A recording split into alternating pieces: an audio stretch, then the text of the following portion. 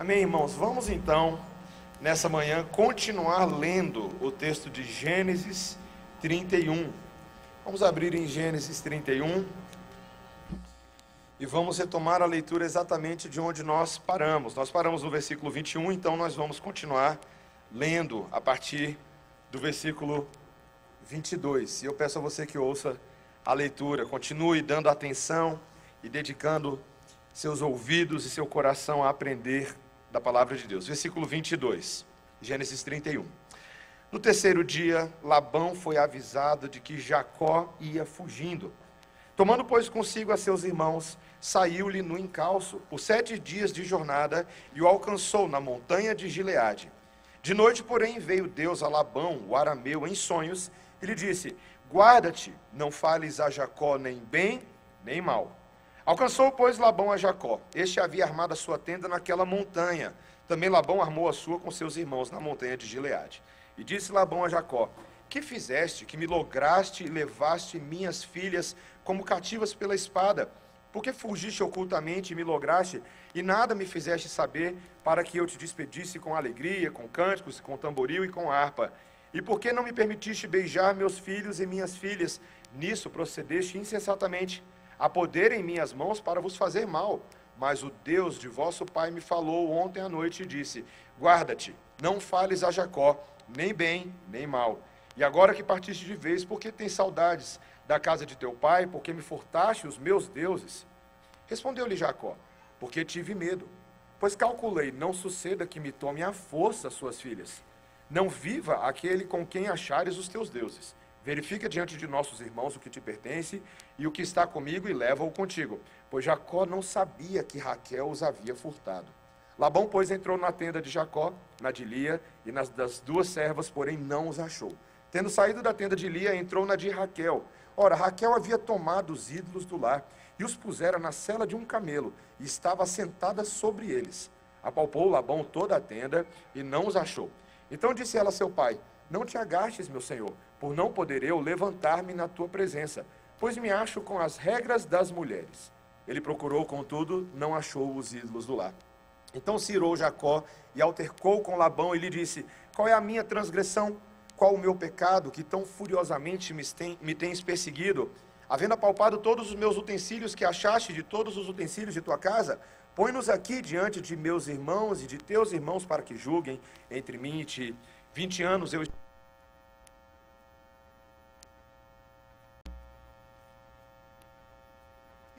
é meu. Que posso fazer hoje a essas minhas filhas, ou aos filhos que elas deram à luz? Vem, pois, e façamos aliança, eu e tu, que sirva de testemunho entre mim e ti. Então Jacó tomou uma pedra e a erigiu por coluna. E disse a seus irmãos: ajuntai pedras. E tomaram pedras e fizeram um montão, ao lado do qual comeram. Chamou-lhe Labão Jegar Saaduta. Jacó, porém, lhe chamou Galeede. E disse Labão: seja hoje este montão por testemunha entre mim e ti. Por isso se chamou Galeede. E Mispa, pois disse: vigie o Senhor entre mim e ti, e nos julgue quando estivermos separados um do outro. Se maltratares as minhas filhas e tomares outras mulheres além destas, não estando ninguém conosco, atenta. Irmãos, chega um momento, chega uma hora na vida de qualquer família, no seu cotidiano, que é hora de lavar roupa suja, não é mesmo? Você sabe bem do que eu estou falando, né? Quando você passa ali pela área de serviço e você vê o cesto de roupa suja nessas alturas aqui. Já aconteceu com você? É pecado só no meu lar, meus irmãos. Sabe o que eu estou falando, né? Acontece na casa de qualquer pessoa, o pastor domingo de manhã, acontece com você, pastor domingo de manhã, procurando: meu bem, eu não tenho camisa limpa para eu ir para a igreja. Ou quando a criança fala: mamãe, não acha o meu uniforme, qualquer coisa assim. Por quê? Porque você olha para o seu banheiro, tem roupa, você olha para a área de serviço, tem roupa, você olha para dentro da pia da cozinha, tem roupa suja. E crianças, no sermão de hoje de manhã, vocês podem desenhar uma máquina de lavar, lavando roupa, tá? Lavando as suas roupas. Então desenha igual aquela máquina que tem lá na sua casa, faz direitinho, tá bom? Meus irmãos, tem horas que a gente precisa lavar roupa suja, seja literalmente ou figurativamente, não é verdade? Na vida de uma família ou na vida dos relacionamentos é possível que as coisas cheguem num ponto que elas estão tão estremecidas, tão desgastadas, tão amarguradas e tão contenciosas, que um dos dois do casal, ou os dois juntos, fala: basta, basta, nós precisamos fazer algo a respeito disso, porque se nós não fizermos nada a respeito disso, a situação vai ficar insustentável e ela pode degringolar para outras coisas que a gente não quer.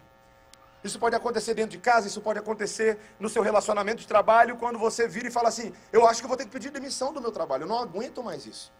O negócio está terrível, que clima tóxico, não é a palavra que se usa hoje, talvez, para descrever o acúmulo de roupa suja. As coisas são tóxicas, as coisas são pesadas. Meus irmãos, é verdade. Tem hora que a gente tem que parar tudo o que a gente está fazendo e priorizar a lavagem de roupa suja. E quem tem o maior interesse nisso, meus irmãos, é o nosso próprio Deus, que é um lavador de roupa suja por excelência. O texto de hoje mostra claramente a necessidade de resolver, de vestir roupas limpas, de resolver diferenças. E nós vemos aqui que isso vai ficar muito bem ilustrado para a gente nesse texto, quando nós vemos dois momentos na vida dos relacionamentos que precisam ser resolvidos. Primeiro é quando há uma distância entre corações invejosos. E meus irmãos, enquanto a gente tem essa situação de ciúme, essa situação de inveja, é também um momento em que Deus aparece para o próprio Jacó e lhe convoca de volta à terra dos seus pais. Ele fala: Jacó, toma as suas esposas, toma os seus filhos, toma os seus rebanhos e volta para a terra da tua parentela, para a terra de Isaac. E meus irmãos, aqui a gente começa a ver a mudança nesse homem Jacó. Ele agora, o texto vai dizer que ele convoca as suas duas esposas, Raquel e Lia, eles vão para o campo, e ele passa aí dos versículos 4 ao versículo 16, basicamente explicando para elas que essa é a vontade de Deus. Esse é um novo Jacó, um Jacó que prosperou porque ele entendia, isso fica muito claro, que era Deus quem era a fonte da sua riqueza. Veja, meus irmãos, nós estamos falando de um homem que era um armador de esquemas e sofreu na mão de outro armador de esquemas. No versículo 7, veja, ele deixa aí bem claro, veja comigo a leitura do versículo 7. Vosso pai me tem enganado e por 10 vezes me mudou o salário. Você já imaginou, meu irmão, minha irmã? Você está no seu trabalho e por 10 vezes... Agora deu certo? Estamos aqui apenas? Obrigado, Felipe. Obrigado, viu, Manuel e toda a equipe aí. Obrigado, meus irmãos. Por 10 vezes você tem o seu salário alterado pelo seu patrão, já imaginou? Ora sobe, ora abaixa, abaixa de novo, sobe um pouquinho, abaixa de novo. Mas Deus era a estabilidade de Jacó. E meus irmãos, veja, ele vai deixar claro para suas esposas de que Deus era a fonte de riqueza e não o próprio planejamento dele.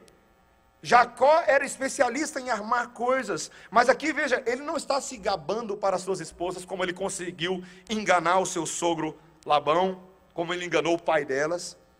Pelo contrário, nos versículos 8 e 9, ele reconhece que quando ele fez todo aquele esquema, lembra? Aquele esquema lá das ovelhas manchadas, das ovelhas salpicadas, das ovelhas listadas, que ainda que fosse uma ação dele, mas Deus estava supervisionando todo o processo na sua soberania. Mesmo quando Jacó não agia da melhor maneira, ou quando seus planos não eram os mais corretos, Deus era tão misericordioso, que ele agia até mesmo em meio ao erro de Jacó, para cuidar dele, para preservá-lo. E Jacó reconhece no versículo 9 que foi Deus quem tomou do rebanho de Labão e o deu a Jacó. E as esposas dele, Raquel e Lia, confirmam esse fato. Elas mesmas, meus irmãos, estavam se sentindo afastadas pelo seu pai. Imagina, o seu pai não estava gostando nada disso e acabou estranhando as próprias filhas e não deixou nenhuma herança para elas. E elas reconheceram nisso que especificamente era Deus mesmo quem estava tirando a riqueza do seu pai, estava dando a elas e a seus filhos. E elas concordam. Então, Jacó, é isso mesmo que tem que fazer. Meu bem, duas esposas, né, falando, meu bem.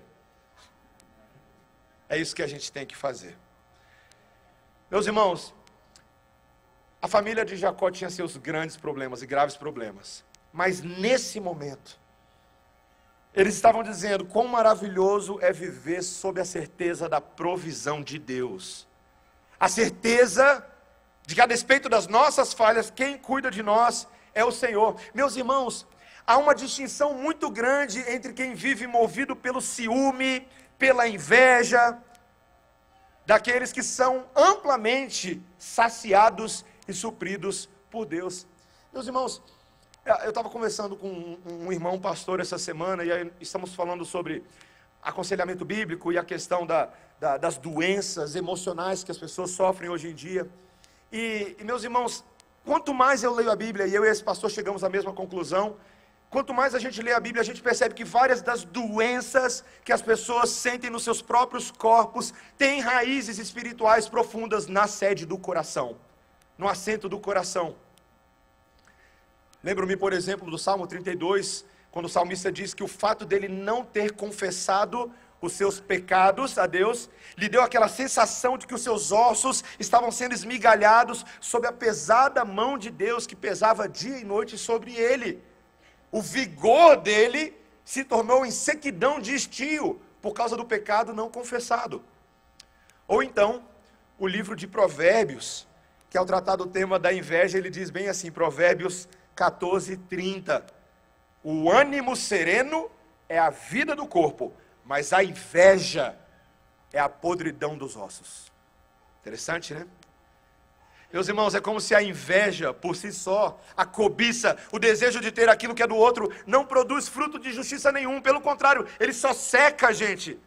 Ele apodrece nossos ossos. Meus irmãos, eu já tive contato com pessoas assim. Eu acho que você também, talvez, até mesmo você já tenha se encontrado dessa forma. Quando você está invejando, cobiçoso daquilo que você não tem, você olha para o outro e você fala, nossa, a grama dele é mais verde do outro lado da cerca. Ele parece mais feliz com a mulher que ele tem, ele parece mais feliz com o emprego que ele tem, eu gostaria muito de ter aquele carro que ele tem, mas eu não tenho grana para financiar. Eu gostaria de viajar para aquele lugar que ele foi, mas eu não consigo fazer isso agora. Os filhos dele parecem tão bonitinhos, tão certinhos, mas os meus filhos é só catarro, é meleco o dia inteiro. Crianças, na escola, sabe? Quando você tem que levar o brinquedo para a escola, aí você vê o brinquedo do amigo, aí você fala assim, poxa, o brinquedo dele é tão legal. Aí você não quer mais brincar com o seu brinquedo, você só quer brincar com o brinquedo do outro. E a gente não fica contente, a gente não fica feliz com o que Deus dá para a gente. E aí sabe o que acontece conosco, crianças e adultos? A gente vai secando por dentro. A inveja vai apodrecendo nossos ossos. Meus irmãos, graças a Deus nós temos o bom exemplo de Jacó nessa manhã para aprendermos a não viver em ciúme e inveja, mas a viver saciados. Meus irmãos, olha, presta atenção. Olha a mudança de caráter desse homem. Jacó, por ser saciado por Deus, não era mais um homem passivo. Olha o que ele faz. Ele puxa as duas esposas e fala, vamos conversar. Ele toma as rédeas da sua família, ele toma boas decisões. Deus falou, está na hora da gente ir para a terra de Canaã. Ele vai para a terra de Canaã. Um homem suprido e saciado toma boas decisões. Uma mulher suprida e saciada toma boas decisões. Uma família suprida e saciada não vive à mercê das circunstâncias, mas busca o Senhor, ora, entrega os seus planos, fala, Senhor, eu gostaria de fazer isso, mas seja feita a tua vontade, não a nossa. Nós queremos viver para o teu inteiro agrado. O Senhor é o suprimento e a provisão da nossa alma. Meus irmãos, como ser suprido é importante para o aperfeiçoamento do nosso caráter. Essa é a primeira coisa que nós tínhamos para ver. Deus está resolvendo essa equação na vida do próprio Jacó. Mas veja que agora, Deus também, em segundo lugar, vai resolver diferenças no campo dos corações idólatras, em contraste com corações que temem a Deus. Segundo lugar, a distância que existe entre corações idólatras e corações que temem a Deus. Isso precisa ser resolvido também. Veja que ainda que tudo isso esteja acontecendo, todo esse processo decisório, Jacó ainda tinha medo do seu sogro. E ele arma um plano, a partir do versículo 17 para frente, de fugir secretamente, enquanto Labão estava tosqueando as ovelhas. Ele combina com as esposas, veja, vamos fazer o seguinte, enquanto seu pai estiver longe, resolvendo lá o rebanho deles, a gente vai, vamos fugir. E aqui o texto diz que ele logrou a Labão, o arameu, né? Usa-se uma palavra semelhante àquele estilo de vida antigo de de Jacó, né? Ele continua armando coisas para ver se dá certo. Sim, meus irmãos, ainda havia muito do velho homem nesse Jacó. Ele ainda não consegue confiar plenamente no Senhor. Ele está aprendendo isso. Ele não consegue ainda confiar plenamente na proteção de Deus e na bênção de Deus. Então ele tenta dar um jeitinho. E no versículo 19, então, a gente lê uma coisa muito engraçada que a Bíblia faz questão de mencionar. Que Raquel então entra na tenda do seu pai e ela faz o quê? Ela pega os tefalins do seu pai, ídolos do lar, pode ser a tradução da sua Bíblia, ou pequenos deuses, dependendo da tradução. Lembra que nós falamos na semana passada, Labão não era um cristão, Labão era um adorador de falsos deuses. Suas filhas foram criadas nesse contexto, e então Raquel vai lá, e sem muita explicação no texto bíblico, ela vai lá e pega e foge com os ídolos do seu pai. Por que ela fez isso, meus irmãos? Veja, a gente não sabe, mas é possível que, como aqueles ídolos eram feitos de metais valiosos, metais caros, eles eram preciosos, fosse a maneira dela de falar assim, ó, eu não vou ficar pobretona porque o meu pai não quer me dar herança não. Eu vou levar alguma coisa para mim. Pode ser também que ela quisesse apenas causar algum tipo de dano vingativo no seu pai. Meus irmãos, a gente não sabe, mas fato é que ela foi lá e ó, pegou e escondeu. Esse vai ser o meu presente nupcial. E meus irmãos, então, o texto diz que eles armam tudo e eles saem e eles conseguem, Jacó e sua família, armar uma distância de 3 dias. E então começa aqui uma cena de uma perseguição implacável. Quando Labão volta e percebe tudo o que aconteceu, ele fala, não é possível que isso aconteceu. E ele não se dá por satisfeito, ele percebe que a sua família sumiu, seu genro sumiu, os rebanhos sumiram e seus deuses sumiram. Ah, não vai ficar desse jeito não. Então começa, né? Você consegue imaginar quase aquela cena de filme, né?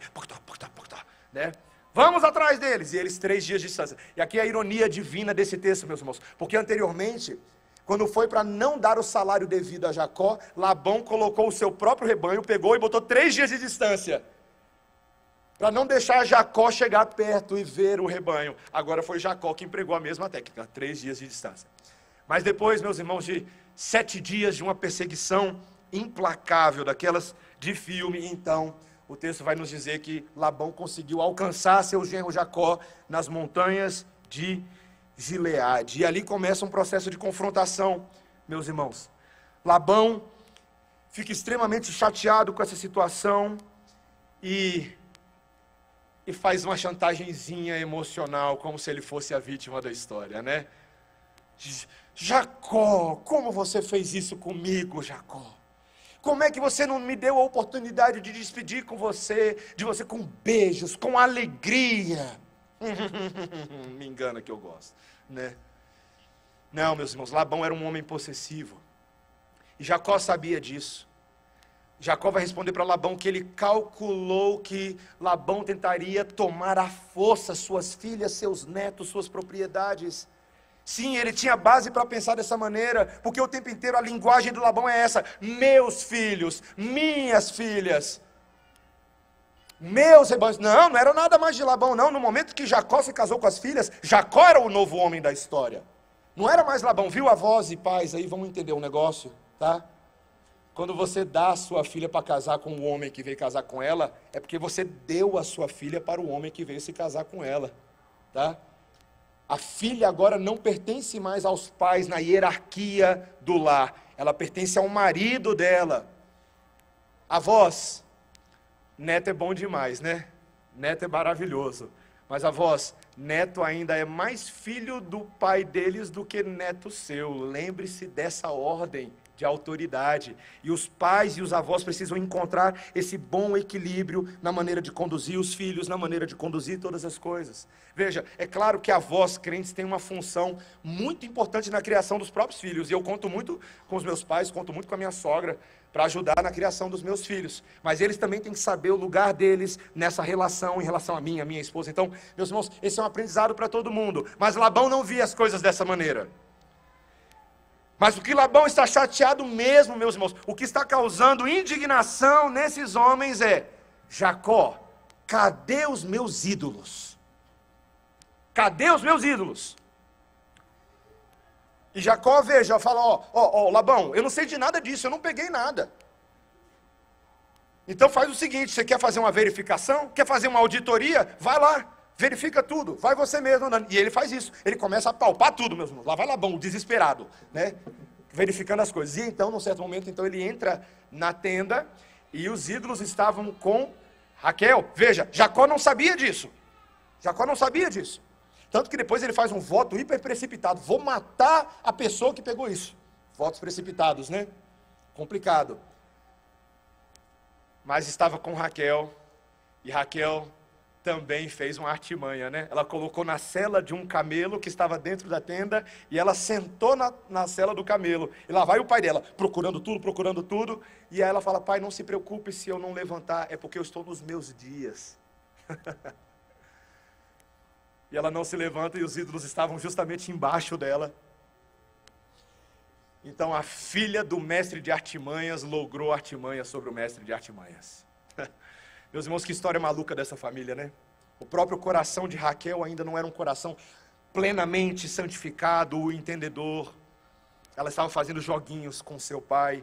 E então ali começa uma grande discussão. Jacó responde com uma indignação àquela acusação de Labão, quando os ídolos não foram encontrados. E aí então Jacó aproveita aquele momento e fala, é para lavar roupa suja? Então vamos lavar roupa suja. Vamos falar a verdade, porque eu trabalhei a você por 20 anos. E ele começa a descrever como foi esse trabalho. Foi no calor do dia, foi no calor da noite, muitas vezes sem dormir para cuidar dos seus rebanhos, Labão. Eu carreguei também, e aí ele adiciona informações que a gente nem sabia, eu carreguei o fardo da perda, quando um dos animais do meu rebanho foi roubado, foi levado pelas feras. Por 20 anos eu trabalhei para você, mas Labão, eu quero mostrar o contraste entre você e eu. E o versículo 42 é muito importante, meus irmãos, veja comigo o versículo 42. Se não fora o Deus de meu pai, o Deus de Abraão e o temor de Isaque, por certo me despedirias agora de mãos vazias. Deus me atendeu ao sofrimento e ao trabalho das minhas mãos, e te repreendeu ontem à noite. Aquele sonho que Labão tinha tido, que Deus se revelou e fala, não faça mal a Jacó, não fales bem nem mal, não faça nada. Jacó sabia que era Deus intervindo até na própria vida daquele sogro ímpio. Jacó sabia que nos momentos mais difíceis, nos momentos mais suplicantes, nas vigílias da noite, quando o salário não tinha, quando achava que ia faltar comida na mesa, Deus o sustentou. Deus o sustentou. Meus irmãos, o principal sustento é porque a adoração de Jacó agora era ao Deus verdadeiro. Não era mais somente a religião dos pais, veja, ainda que ele fale, é o Deus de Abraão, é o Deus de Isaque, ele chama o temor de Isaque. Mas agora esse é o meu Deus. Labão, essa é a diferença entre eu e você. Eu adoro o Deus verdadeiro, você não. Você, Labão, você não tem temor de Deus no seu coração. Labão, é como se ele estivesse falando, você está aprisionado, Labão. Você está aprisionado aos seus ídolos. Você está aprisionado às suas prioridades pessoais. Meus irmãos, pessoas que são aprisionadas aos seus ídolos são assim como Labão. Ficam apalpando, tateando, tentando encontrar sua esperança nas coisas feitas por mãos humanas. Mas não tem a sua alma saciada pelo Deus verdadeiro, porque não adoram o Deus verdadeiro. Meus irmãos, a idolatria nos nossos dias é tão forte. O livro de Provérbios, meus irmãos, o livro de Provérbios tem me ensinado muito a ver como o nosso coração funciona.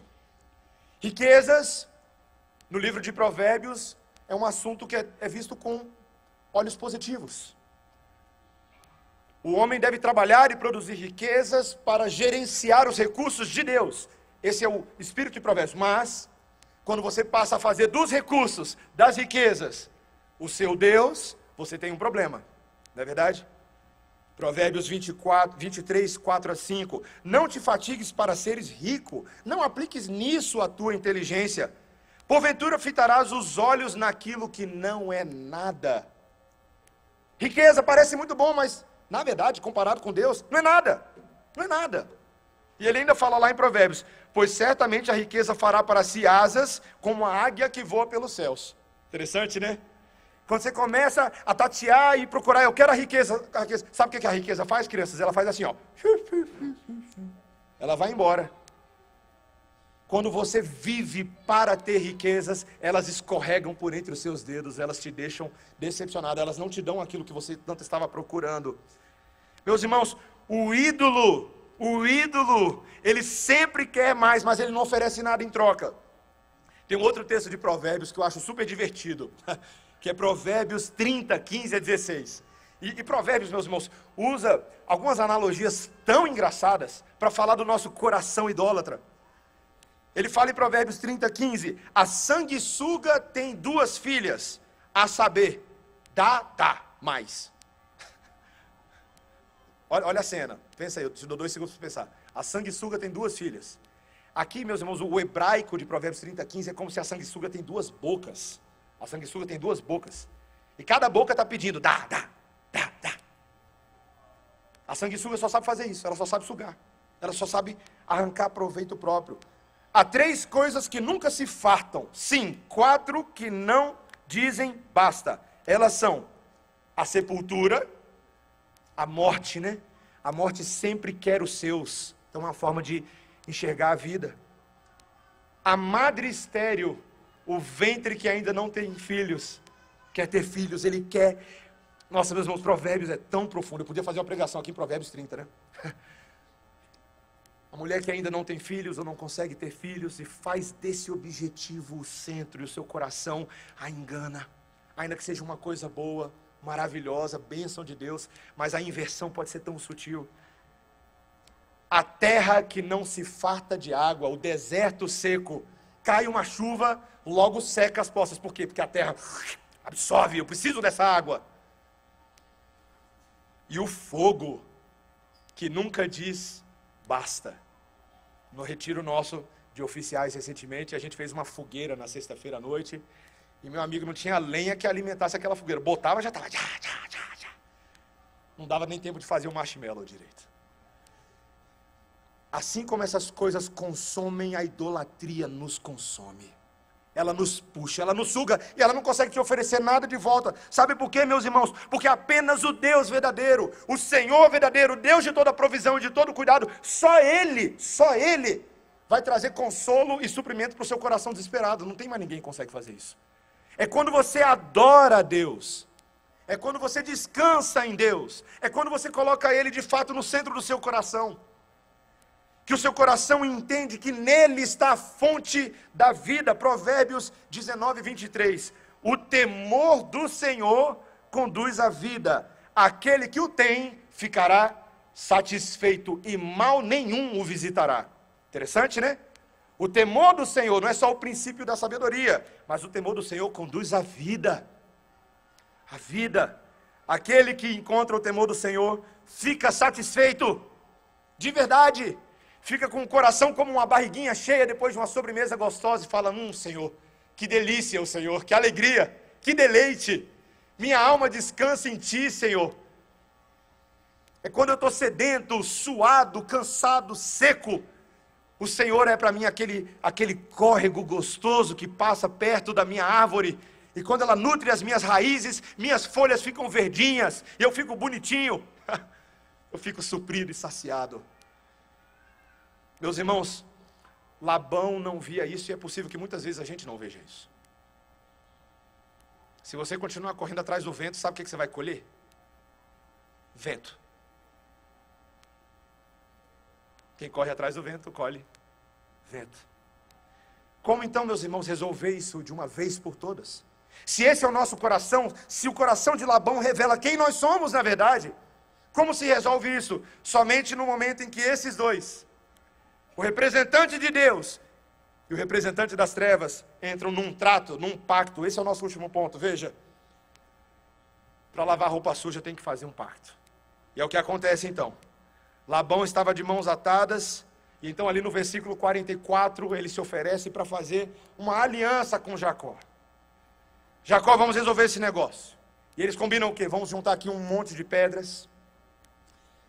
E esse monte de pedras vai ser uma testemunha do nosso acordo. A gente não sabe, meus irmãos, se Labão tirou essa ideia das culturas mesopotâmicas, ou se ele viu de alguma maneira, ou ficou sabendo naquele dia que o próprio Jacó erigiu uma coluna e aquele local se chamou Betel. A gente não sabe. Mas a verdade é que ele imita o processo, ele faz isso. Vamos juntar aqui umas pedras, e essas pedras funcionarão como uma testemunha do nosso acordo. As pedras aqui estão ouvindo o que está sendo resolvido entre eu e você, mas na verdade isso era só um símbolo, meus irmãos. Porque o próprio Labão diz, o Deus, o seu Deus, Yahvé, o Senhor, ele chama de Yahvé o Senhor, ele vai ser nossa testemunha. Ele vai vigiar para que cada um de nós cumpra os termos do nosso acordo. Esse é o nosso pacto. E qual era o acordo? Olha, Jacó, você não vai oprimir minhas filhas, você não vai tomar outras esposas, é o versículo 50.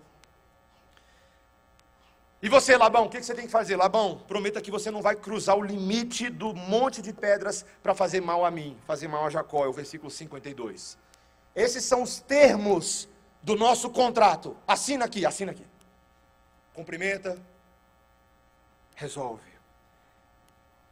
Meus irmãos, eles fazem um acordo e eles põem o próprio Deus verdadeiro no meio como testemunha.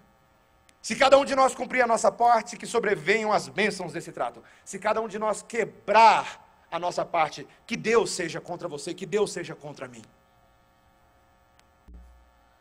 E ali, meus irmãos, o pacto gira todo em torno da frase, o temor de Isaac. Essa frase, meus irmãos, ela me impacta nesse texto, porque é o único texto de Gênesis que você vai encontrar essa estrutura frasal. Não tem mais em nenhum outro lugar. O temor de Isaac. O temor de Isaac. O Deus que deve ser temido, reverenciado, adorado. Devemos devotar tudo a Ele, que nos assombra, que nos causa medo. Jacó, eu não tenho medo de você, eu tenho medo do Deus que me falou em sonhos ontem à noite. Labão, eu não tenho medo de você, eu não tenho medo de ser perseguido por você, eu tenho medo de ser perseguido pelo próprio Deus. Isso é temor, meus irmãos, isso é temor. E ali eles então fazem uma festa, comem pão com os servos e conseguem uma trégua temporária e seguem em paz. E a gente vai ver, meus irmãos, que Deus abençoou Labão, Deus abençoou Jacó. É o tema da reconciliação que está presente em toda a história de Jacó, de Isaac, de Abraão. Semana que vem tem spoiler, né? Tem Esaú chegando por aí.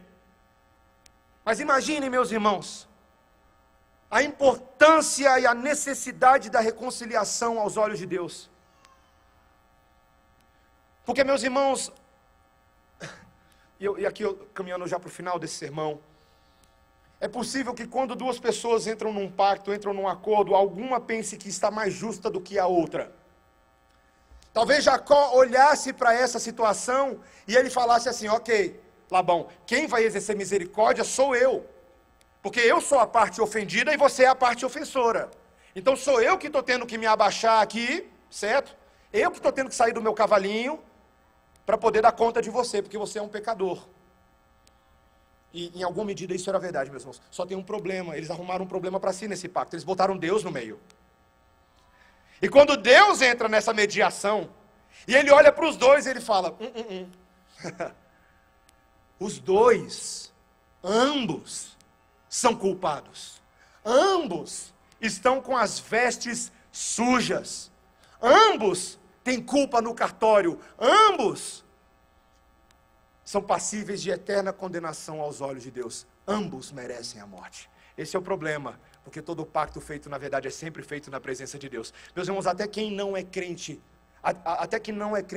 deveria reconhecer isso. Todo casamento que é feito nesse mundo, não importa que casamento seja, aonde seja, ele é sempre feito na presença de Deus, porque Deus é o Senhor do casamento. Você sabia disso? Que quando dois descrentes, eles casam, de alguma maneira,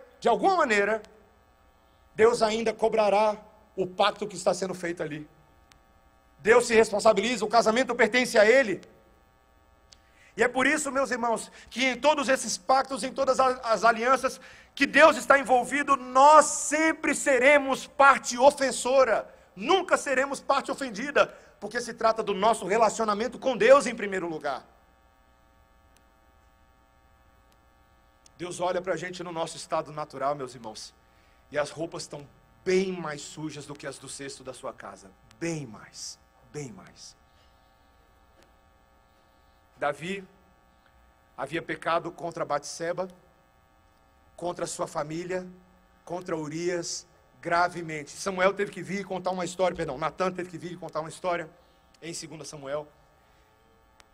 E ali, quando aquela história é contada, e Davi, o rei de Israel, se percebe como o maior ofensor e o maior pecador aos olhos de Deus, com seu adultério, assassinato, com toda a sua tramóia, ele no Salmo 51, abra comigo rapidamente no Salmo 51, veja.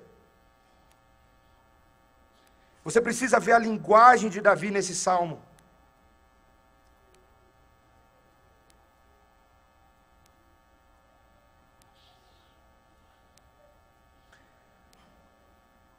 Ele diz no versículo 3: pois eu conheço as minhas transgressões, e o meu pecado está sempre diante de mim. Pequei contra ti somente, e fiz o que é mal perante os teus olhos, de maneira que você, Senhor, tu, Senhor, é o que está embutido aqui, o sujeito, serás tido por justo no teu falar e puro no teu julgar. Veja, meus irmãos, é muito mais do que Davi apenas cometeu pecados.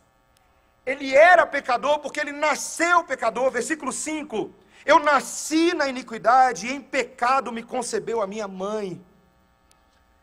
Senhor, o grande problema é que as minhas vestes estão sujas desde sempre. Desde sempre. E quando a gente está com a veste suja desde sempre, meus irmãos, Davi não tinha alvejante para oferecer.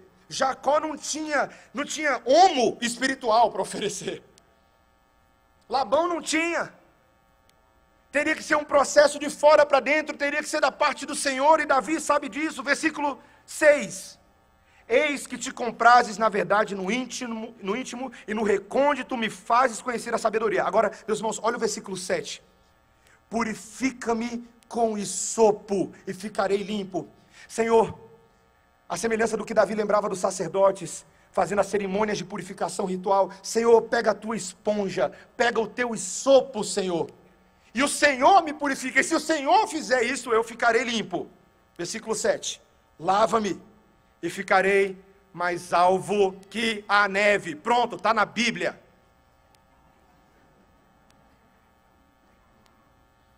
Eu não preciso dos cantores gospel negando a palavra de Deus para saber que o que está na palavra de Deus é palavra de Deus. Se o Senhor me lavar, meus irmãos, se o Senhor nos lavar, nós ficaremos mais alvo do que a neve. Deus pode fazer isso. E se Deus faz isso, o que acontece? Olha o resultado no coração de Davi, versículo 8. Faze-me ouvir júbilo e alegria, para que exultem os ossos que esmagaste. Esconde o rosto dos meus pecados e apaga todas as minhas iniquidades. Cria em mim, ó Deus, um coração puro e renova dentro de mim um espírito inabalável. Não me repulses da tua presença, nem me retires o teu Santo Espírito. Restitui-me a alegria da tua salvação e sustenta-me com o espírito voluntário. Ah, meus irmãos, Davi tinha esperança de que esse dia chegaria. Chegaria o dia em que Deus restauraria toda a experiência de vida e suprimento, não só na experiência de Davi, mas para todo Israel, para todos aqueles que creem no temor de Isaque. Deus traria esperança. Por quê, meus irmãos? Porque a resposta está aí no versículo 9. Olha a resposta: esconde o rosto dos meus pecados e apaga todas as minhas transgressões. Eu e você lembramos o dia que o Pai escondeu o rosto, que o Pai virou a face, porque todos os pecados haviam sido lançados sobre o Filho. O pecado de Jacó, o meu pecado, o seu pecado, naquela cruz, naquele dia, registrado no final do livro de Mateus, o Pai vira a face, por não coadunar com o pecado que naquele momento sobrevém sobre o Filho de Deus. E meus irmãos, ali naquele momento o problema estava sendo resolvido. Naquele momento, meus irmãos, o Filho de Deus se fez sujo e maldito como uma testemunha no meio de um pacto entre duas partes, entre o Deus verdadeiro e o homem pecador. Jesus é a pedra, ele é a coluna que entra no meio e testemunha, mas ele é a coluna que sofre o dano. é lançado sobre o mediador, que não tinha nada a ver com isso, que deveria ser só uma acariação, mas ele voluntariamente toma sobre si a iniquidade do seu povo. E ele faz isso, meus irmãos, ao morrer e ressuscitar dos mortos. Qual foi a esperança que ele deu ao crente? Ele trouxe a esperança da reconciliação. Ele trouxe a esperança do Senhor criar em nós um coração puro, um espírito novo, renovar dentro de nós, um espírito inabalável. Jesus fez isso, meu irmão, minha irmã. Ele supriu a nossa alma, muito mais do que com gados listados, salpicados e manchadinhos. Ele nos supriu por inteiro. Jesus na cruz respondeu à pergunta de Davi: Senhor, não me repulses da tua presença, nem retire o Espírito Santo. É na cruz que Jesus efetiva essa realidade. Restitui-me a alegria da tua salvação. É na cruz que a salvação acontece. Sustenta-me com o espírito voluntário. É na cruz que o espírito voluntário de Jesus é transferido para nós. Meus irmãos, quem tem o temor de Isaac, Jesus, tem acesso a todo o poder de Deus e toda a graça de Deus para viver nesse mundo. Meus irmãos, Cristo é o lavador de roupa suja por excelência, meus irmãos. O bicho está pegando dentro de casa, traz Jesus para o meio. Jesus seja testemunha entre mim e a minha esposa. E seja testemunha de verdade. Ela tem pecado, eu tenho pecado. Então a gente vai se humilhar aqui na frente dessa coluna. Jesus seja testemunha entre mim e os meus colegas, e os meus irmãos na igreja. Para que não seja eu acima dos meus irmãos, mas seja eu servindo aos meus irmãos como Cristo me serve. E assim eu consigo me reconciliar com todo mundo, meus irmãos, com todo mundo. Quem crê no Evangelho e no poder de Jesus pode se reconciliar com todo mundo. Com todo mundo. Porque essa é uma promessa cabal que Jesus disse e cumpriria em nosso favor. Eu termino o meu sermão, meus irmãos, lembrando daquela cena final em Apocalipse capítulo 7. Quando João, na ilha de Patmos, depois de uma longa caminhada com Jesus, uma vida inteira, já velho, cansado, um pouco temeroso, recebe uma visão consoladora do reino de Jesus.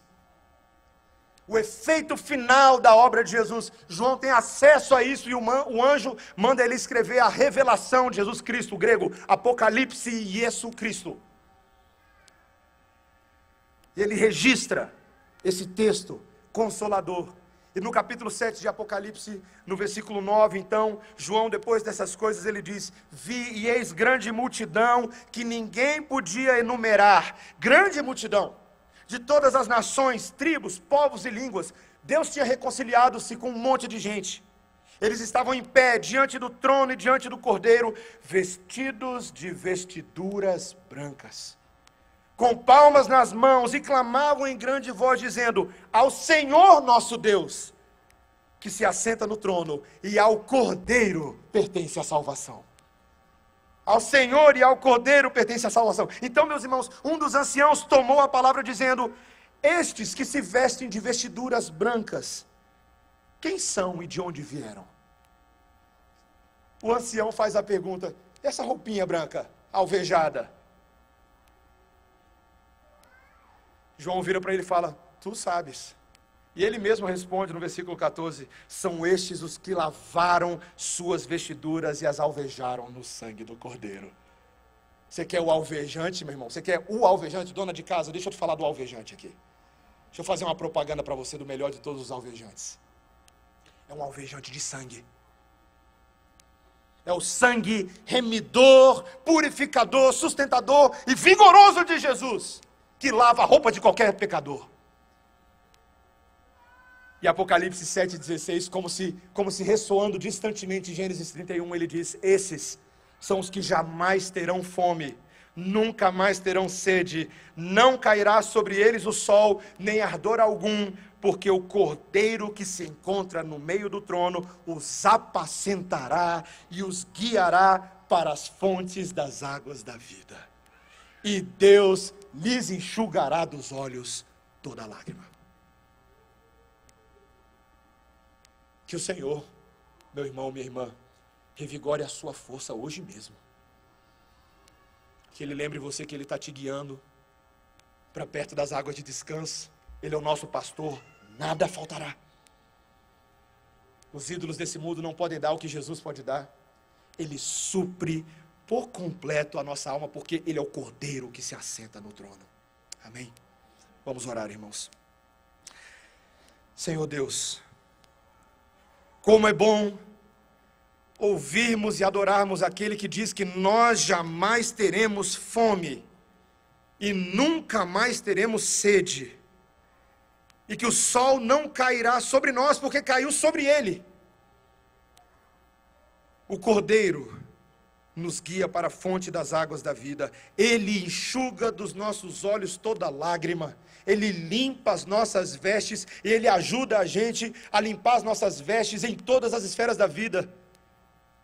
Senhor, aquilo que aconteceu com Jacó e Labão era apenas uma sombra de coisas infinitamente mais gloriosas que vieram em Cristo Jesus. Senhor, como é bom nós aqui, 2000 anos depois dessas palavras, adorando o Deus vivo, não a memória de uma reconciliação, mas a própria reconciliação. Nós hoje somos embaixadores dessa reconciliação. Senhor, louvado seja o teu nome, porque o Senhor se reconciliou conosco, e por meio de nós, tem reconciliado consigo o mundo inteiro. Então, Senhor, ajuda-nos a sermos embaixadores da tua reconciliação. Ajuda-nos, ó Pai, a crermos no poder lavador do sangue de Jesus, para tudo, e que assim vivamos de fé em fé, andando em novidade de vida como novas criaturas, dentro de um novo pacto, uma nova aliança, que não retrocede jamais. Louvado seja o teu nome, em nome de Jesus. Amém.